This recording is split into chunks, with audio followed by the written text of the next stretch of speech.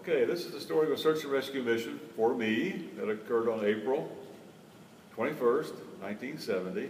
Ed and I were over in the Confidant, and we were on a search and rescue tour.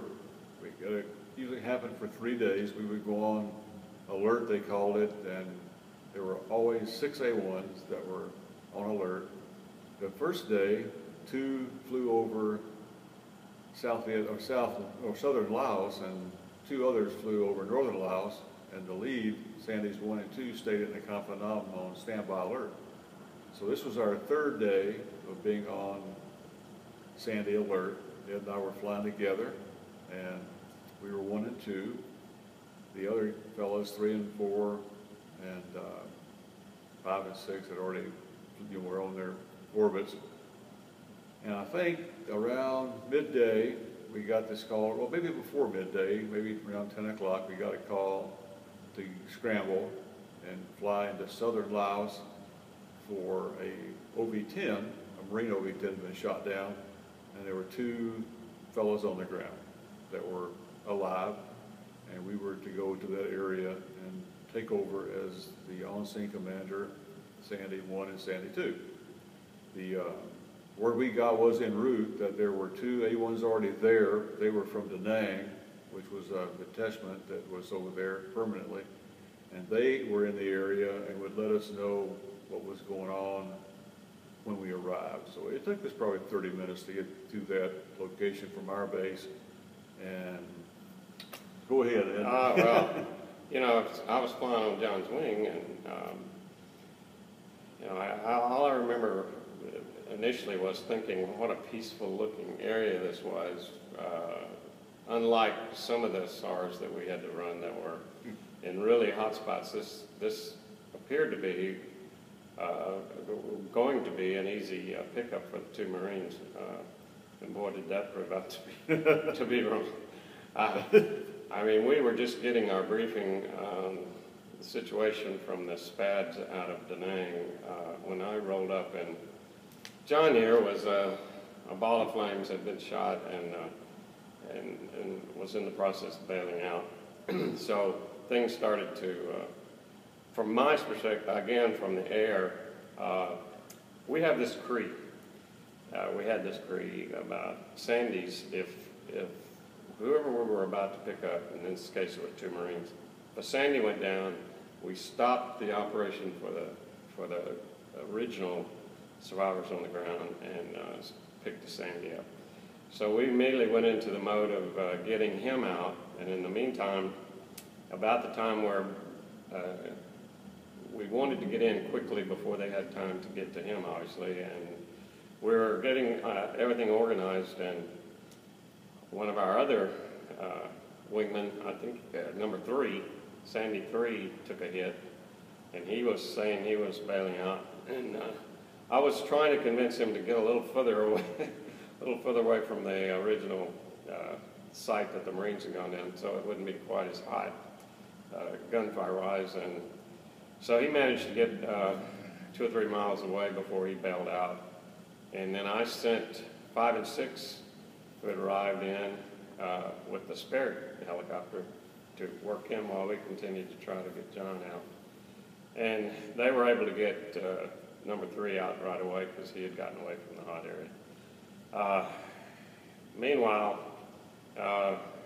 we were getting some more airplanes up from Da Nang and some support aircraft from some fast movers, as well as some more coming up from NKP. And we, as far as what was going on in the air, we made 1 attempt right away, and that one didn't work. The chopper had to pull away because of a heavy ground fire. And it took probably what seemed like 3 weeks to you. It took probably 5 or 6 hours getting you out. Yeah. But I find it interesting, your description of what went on in the cockpit. I'm sure you had told me that before, but hearing that again today was kind of brought that up. So why don't you tell us what went on in the cockpit during all this? Well, we'll back up a little bit, and when Ed and I arrived on scene, there were 2 A-1s already there from Da Nang, so they gave us a quick briefing. They were already out of ammunition, and and I think we're running low on fuel, best I can remember. Now this was, quite some time ago, 45 years ago, so our memories aren't all that good, but Right. anyway, they left and kind of left Ed and I with, initially trying to figure out exactly where these two Marines were on the ground. We did have contact with them, and we also had Sandy 3 and 4 in the area bringing in the helicopter. So, but Ed and I were right there together on scene, and we're kind of by ourselves for a short time, it seemed like. So we started probing around trying to figure out, well, the first thing we had to do was determine the situation on the ground as far as the enemy forces were concerned. Like Ed said earlier, it was pretty peaceful looking in that part of southern Laos. I mean, we were really down way far south. We hadn't been there very many times, and it was very close to the Cambodian border. So this was all new to us, and the area was. I think it was, matter of fact, the first time I'd been that far south in Laos, and so we were a little bit, the whole thing was unknown to us as far as what we might expect. So we started probing around. One of the things we had to always do before we brought the helicopter in was to make sure the area was quiet. It was sanitized from bad guys, and so when the helicopters came in, they wouldn't, be receiving a lot of hits.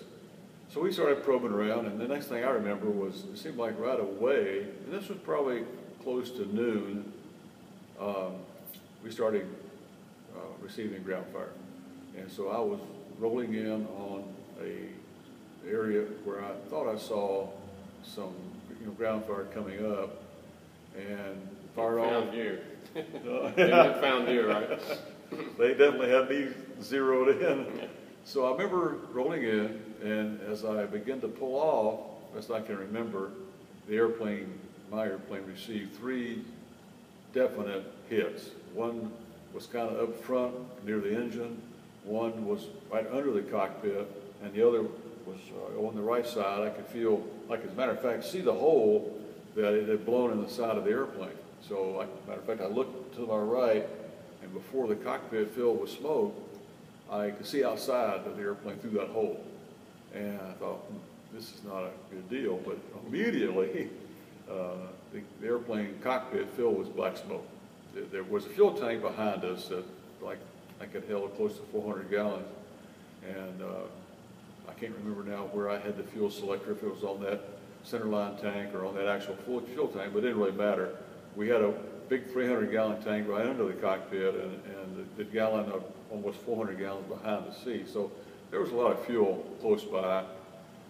But anyway, the cockpit was filled with black smoke. I couldn't even see the instrument panel in front of me, and I had to kind of feel around to get the extraction handle, which was located down between our legs. And the first thing I remember doing was I first reached down to my right. For some reason, we had a handle there that we could pull and release us from the seat. I don't know why I even thought about reaching for that, because it would, if you pulled it, it would actually just let you loose from the seat, and you'd no longer have a parachute. So my immediate response was, this is crazy to feel for that handle. I need to find the extraction handle, and I got a hold of it, pulled it, and immediately the airplane left me and I left it. So the first thing I remember seeing as the rocket came out of the cockpit, well, the way the sequence worked, the canopy blew off, the rocket, which was mounted behind our head, behind the seat rest head, erected and fired out. And of course all that happened in what seemed like a microsecond. So the first thing I remember after pulling the handle was being out of the airplane, looking straight ahead, and I could see the airplane in front of me rolling over on its back and trailing a lot of heavy black smoke. And then I don't remember anything after that as far as the airplane was concerned. I just remember our training, which said, look up, check the canopy, make sure it's fully open and no shroud lines are entangled around it, and I did that. And then immediately started seeing pressures go by. We were low to the ground. We were down under 500 feet, and when I left the airplane, I was probably less than that. So I could hear the ground fire. They were shooting at me, I reckon, and I could see the tracers going by. So I started to swing the parachute. We could reach up, grab the shroud lines like they trained us to do, and got the parachute to swing. And of course, meanwhile, Ed had already told me to get out of the airplane, which I don't ever remember hearing, but it was a good call. Yeah. It was really thick with smoke. Like I said, I couldn't see anything in the cockpit. There was fire on the right side. It was starting to burn my leg and my right arm, and that kind of gave me the impetus to get out of there. But like I say, floating down, and the parachute was swinging me, and I hit the ground really hard, and it almost knocked the breath out of me, matter of fact. But the parachute had hung up in the trees. The area was heavily wooded, of course.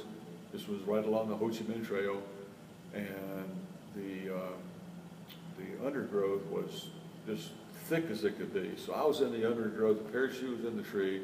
I got out of the harness and started to move away. But I couldn't move away very far because it was so thick with undergrowth that, I mean, this was jungle, and I just couldn't move. So probably in the whole 6 hours I was on the ground, I may have moved 20 or 30 feet at the most. That was it. Well, John and I, we ended up, where I met him was at Harvard going through training, and then we ended up in the same class. So we had been over there, got there at the same time, and then we got assigned to the same squadron as Zorros.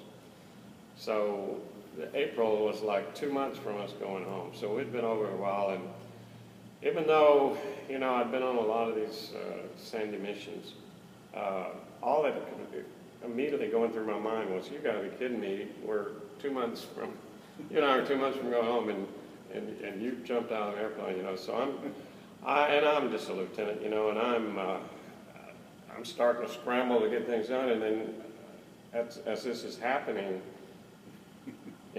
Ed Winter, he calls it, he's been hit, to kind of complicate things, and so we had to divert part of our force over to get him when he finally bails out. Well, I'm still trying to scramble to get this, and we had like, how many radios in that airplane? 3 or 4. Yeah, and so some of them were FM that were talking just between ourselves. And I hear this other guy, Freestead, calling. He's calling me, telling me that he's taken a hit through the air scoop, and it's come into the cockpit with him, and it's rolling around in the cockpit floor. He says it's a live 23 millimeter, and I'm thinking, oh my God, those things are, it's supposed to have gone off vicinity kind of fuse, proximity fuse. And turns out it was a ZPU of 14.5 millimeter, but nevertheless, he's screaming that it's knocked these rudders out, and it's creased him across the bag. And so now we got another one down, and he's, again, far enough away that the pickup on him came about fairly quickly. So a lot of what's going on. And meanwhile, the ABCCC, the command ship, is trying to keep up with all that's going on, and we're trying to get other resources in to get John out and the 2 Marines that still were down. And so it got fairly hectic there. And you don't, like John was saying earlier, you don't bring those helicopters in when it's that hot. So we had to do a lot of what's called sanitizing. We had to sanitize the area around John to quiet the gunfire. And the way we got the information is through John and through the Marines that were down, telling us where the ground fire was coming from. Because in the day, you didn't always see it, where the location of the guns were. So we started putting down ordnance around John and around these Marines to keep these guys' heads down and to quiet them to get a helicopter in. And it took some time, and I'd forgotten we actually brought in some A-1s with some, normally we had what was called a soft load that you could drop around a survivor without risk of getting them. It was very low frag pattern, but John's telling me today they actually dropped some 500-pounders around there because that's how fierce the ground fire was in this area. And your description of that, let's hear that again, about 500-pounders going off around it. I remember whoever the on-scene commander was now asked me, was I in an area where I could be kind of down in a hole maybe, where I would not be hit by shrapnel from exploding ordnance that was going to be put down close to where I was. And I said, yes, I'm already in a ditch, and I can I can stay covered up pretty well. So I remember I guess it was the Ford Air Controller then came on the air and said, okay, we have a couple of F-100s from South Vietnam over here. They have 500-pound bombs. We've got to get these anti-aircraft guns destroyed that are fairly close to your position. And speaking of that, I could hear the anti-aircraft guns shooting at me. Not me, not shooting at the airplane. I could hear those guns going off almost the whole time I was on the ground until the very end when they came in to pick me up. And by the way, they had tried to pick me up early, right after I hit the ground. They brought in a helicopter, but the ground fire was so bad he had to pull out and go back, and that's kind of heartbreaking to see that big old HH-53 have to move out and you're not on it. So anyway, we were on the ground there, and the fact told me to get in some place where I would not be exposed to shrapnel. They were going to drop a 500-pound bomb. So the F-100s came in, dropped a couple of them, and I remember them going off fairly close by. As a matter of fact, close enough that I could feel the concussion of the bomb when it went off. Matter of fact, it seemed like I was laying on the ground, kind of had myself covered up, and I remember coming off the ground maybe a couple of inches when the concussion of the weapon went off. So it was pretty close, but that was not the biggest problem. The problem was a few moments later, I heard all this commotion going on around me. It sounded like people running through the woods, like there were just, you know, several people running close by. I thought, oh boy, you know, the bad guys are coming after me now.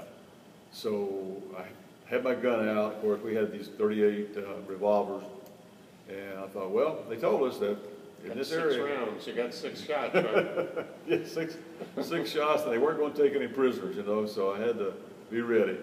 And well, luckily it wasn't people. It was debris from those 500-pound bombs. Wow. It was all falling back down now, all around me, you know, tree limbs, dirt, rocks and stuff, and it was just making all kind of racket. So I thought, wow, thank goodness it's just that, you know. And finally when it all settled down, it got quiet again. And that's one thing that was interesting was how quiet it was when you weren't hearing all the ground fire. But when those guns were going off, shooting at the A-1s and whoever was there, it's just, talk about being in a war zone. It was like being in a war zone, I'm sure, for guys in the infantry, you know, hearing guns going off all the time. But a lot of racket. Matter of fact, you could almost tell the difference between, you could tell, matter of fact, the difference between the bigger guns and the smaller guns. And you could hear the AK-47s, you could hear the 12.5 or 7s, and the bigger guns, 37s. You could definitely hear a 37 because it had a slower rate of fire and was pretty loud, and it was, I could hear people talking. Not really talking, they were more or less hollering, the bad guys were. I was on the side of a hill, and above me on the top of the hill, I guess, on the ridge line where they were, I could hear them up there screaming and carrying on about something that they were doing, I guess. So they weren't too far away, but then again, I felt like I was fairly safe because of the undergrowth and all. I was able to hide really good. But it was interesting, you know, you just, all the things that go on while you're on the ground that you just think, golly dog, there's just so much going into the brain that you can't hardly absorb all that stuff.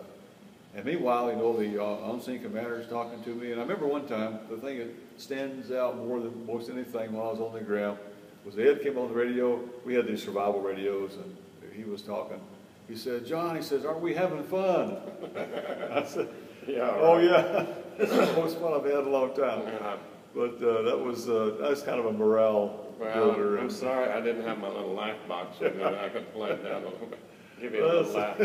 Talking about that laughing box, Ed had one of those laughing boxes. You pull a cord and it starts to laugh. And Ed would use that a lot when we would be out on a mission. They gave us some bad targets. You know.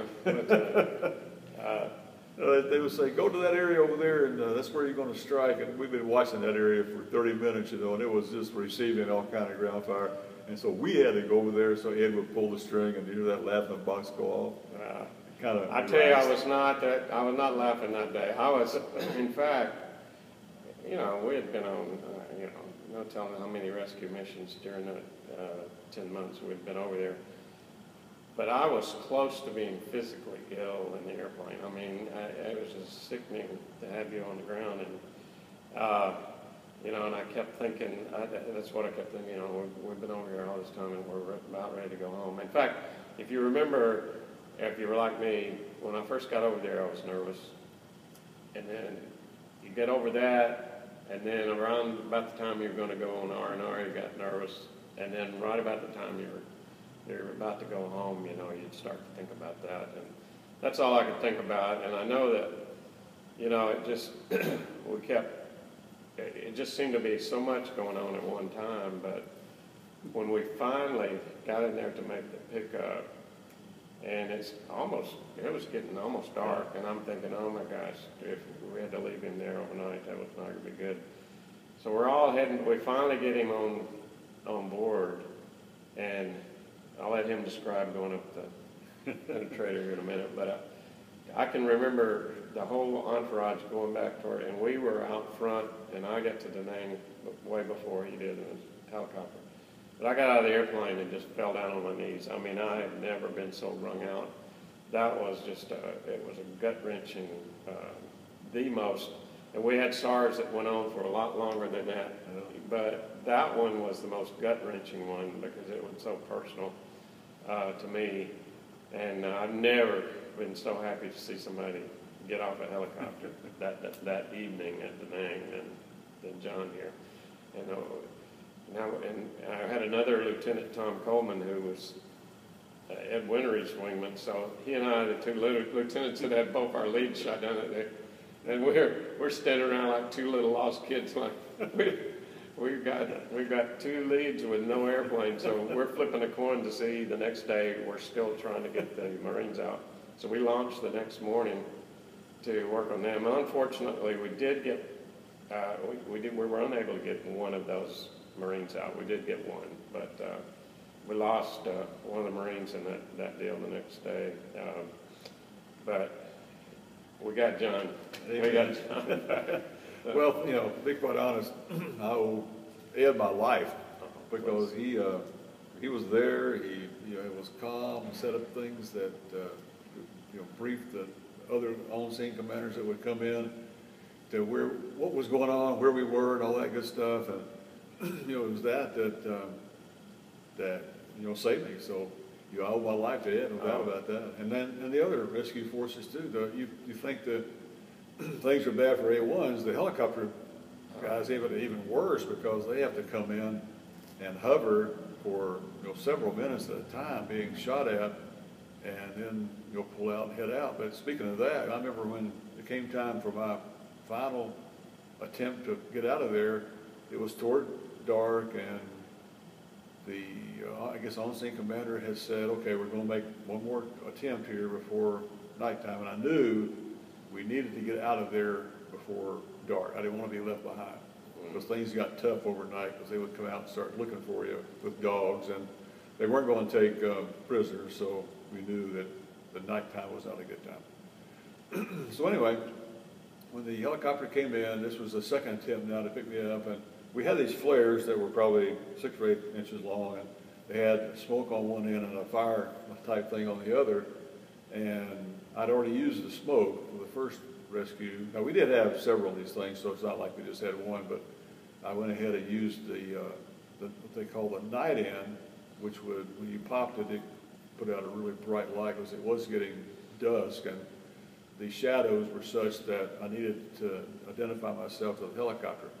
So as he came in, and there's nothing more beautiful than to see a HH-53 coming in, looking for you where you are. He's being directed by the on-scene commander and looking around himself. So they came right to where I was, and nothing more beautiful than to look up and see that HH-53 over the top of you. Of course, tree branches are flying everywhere. It puts out a tremendous amount of wind breeze when it's going into a hover.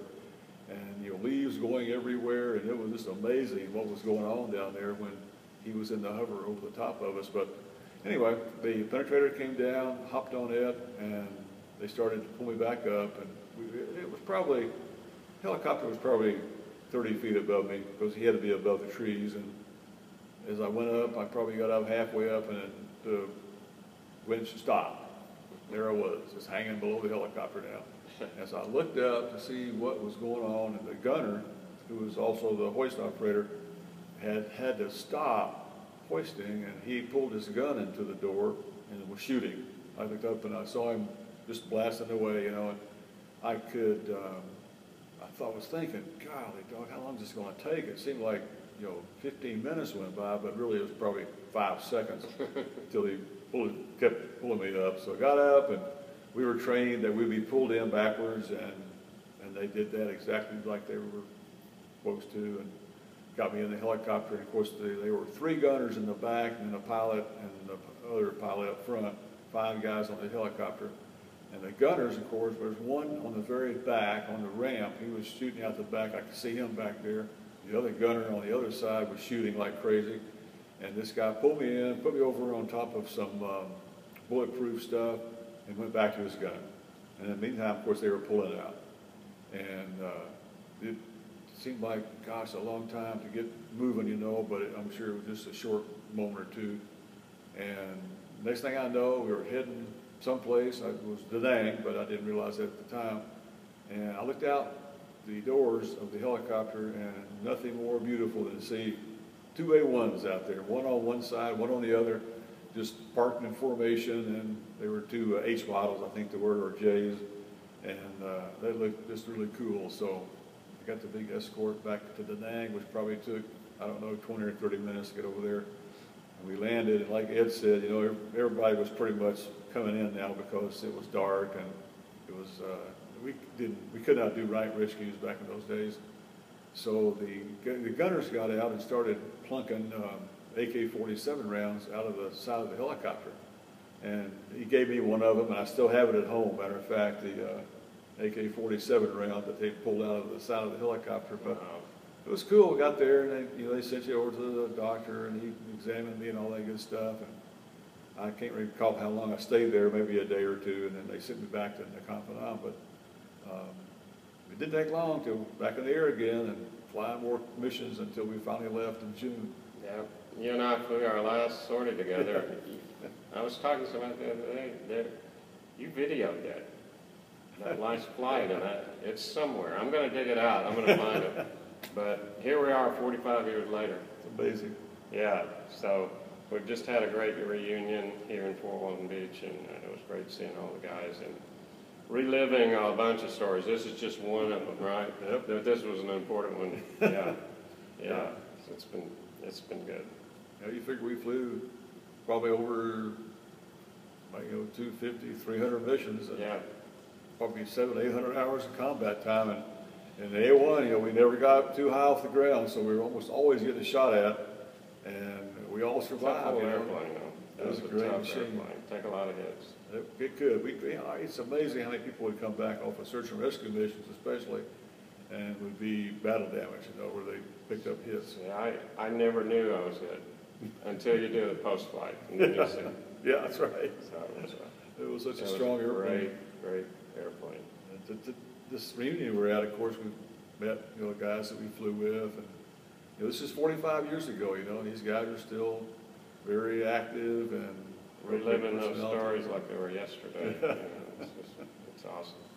But it was quite a mission. But again, the guy that saved my life is right here. Hey, you had my back the whole year, pal.